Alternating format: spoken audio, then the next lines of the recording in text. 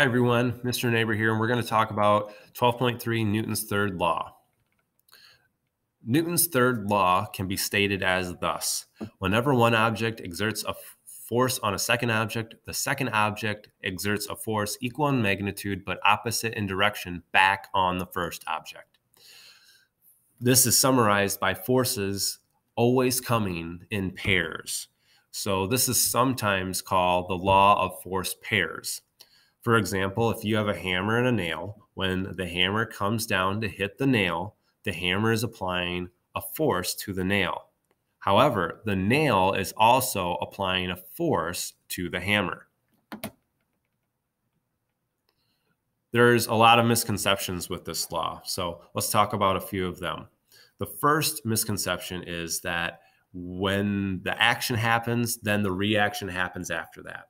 So a hammer applies a force to a nail, and then the nail applies a force to a hammer, maybe in recoil. That's not what happens. The forces occur at the same time. Action and reaction pairs always occur simultaneously. For example, in a collision, a car hits a semi at the same time the semi hits the car. The second misconception is that the larger object in the pair exerts a greater amount of force than the smaller. In reality, the combined forces of all objects in a system are always equal. However, the smaller object will experience a greater acceleration, making the effect of the same amount of force greater. So just because they have the same force, it means that the acceleration of the smaller thing is going to be bigger. We're going to look at some formula to show you why that is in a little bit.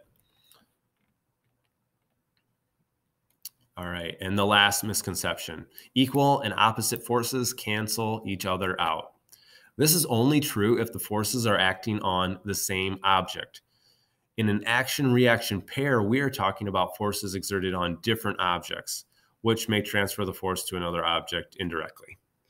So we'll see some examples, and that one will make more sense. So first, a couple examples. We have a force of the air acting on the helicopter, pushing it up, which we would call lift, because the force of the helicopter is pushing down on the air. The force of the wheel, I'm going to start with this other one. The force of the hamster is pushing the wheel backwards, which then pushes the hamster forward because the force of the wheel on the hamster. The force from the bat is applying to the ball is this way, but the force that the ball applies to the bat is this way. The ball goes really, really fast because it has less mass. So really quickly, I want to write F equals ma on the screen. This is the same for both of them. This is really small, though, for the ball, which means this has to be really big for the ball. For the bat, it's the exact opposite. For the bat, this is going to be really, really big, which means the acceleration is going to be very, very small. So keep that in mind. That's what's really happening here. All right, we got a rocket. The force of the rocket putting on the fuel is down, but the force that the fuel is putting on the rocket is up. Notice the vocab that we're using. Fuel, rocket, rocket, fuel. Bat, ball, ball, bat. We're using the same terminology and vocab for each of these situations. So if the forces are equal and opposite, why does the ball fly farther than the bat? That's what I kind of explained in the last slide. So the force of the bat on the ball is equal but opposite, and that's because the mass of the ball is small. So that means the acceleration of the ball will be large. The mass of the bat is large compared to the ball. So that means the acceleration of the bat is going to be small. All right. If the forces are equal and opposite, why does the bike move and the road doesn't? Well, the mass of the road is so great that it seemingly doesn't accelerate at all. The bike's mass is small, though, in comparison, so it has a large acceleration. But technically the bike is moving the road ever so slightly. It's more noticeable if you're on a gravel road. You'll see the gravel being kicked up. All right, and this is one of the most famous problems. A horse is attached to a cart. When the horse tries to move forward, the cart pulls back with an equal and opposite force. So how can the horse move forward? So first, let's look at one force pair. The first force pair we're going to look at is this one right here. This is the force that the horse is exerting on the cart, and here we have the force that the cart is exerting on the horse, pulling it back, cart on horse. Well, we also have a force from the horse on the ground. So the horse is pushing the ground back. So the force of the horse hoof on the ground.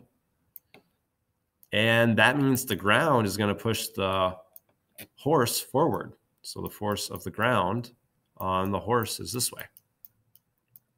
And then we have the cart. So we have a cart right here. It is also pushing the ground backward. So the force of the cart on the ground. And that means that the ground's going to put an equal and opposite force on the cart. So if you look at this, these are the forces that are moving. I should do a different color. These are the forces that are moving our horse and cart forward. This is an action-reaction pair, but the forces that are actually moving us forward are these right here. The ground will move backward.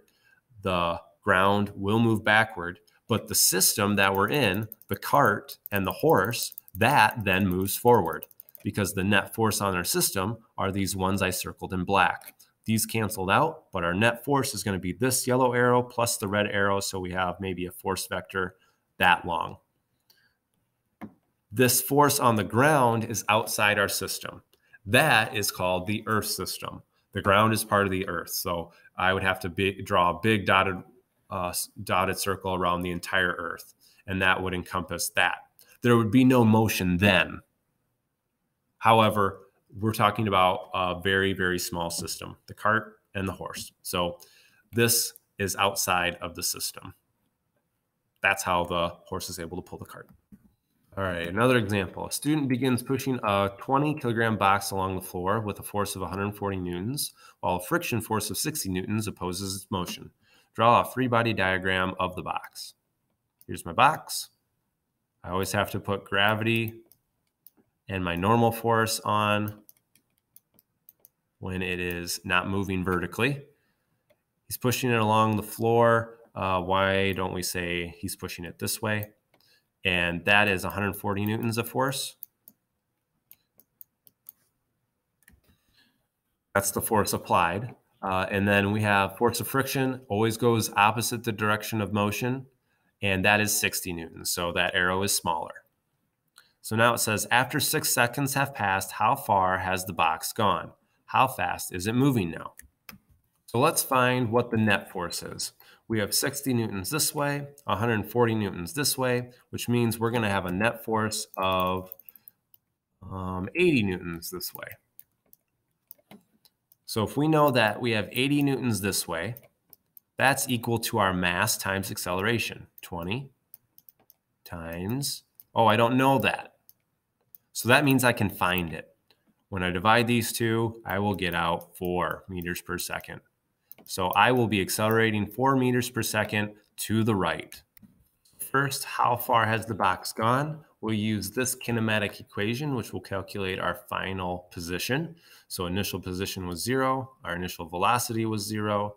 After 6 seconds, 1/2, we found our acceleration average is 4. After 6 seconds and squaring it, once we do all that math, we get out 72 meters.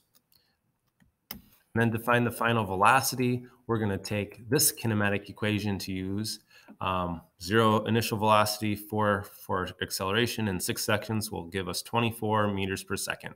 Technically, that should be 20 meters per second and 70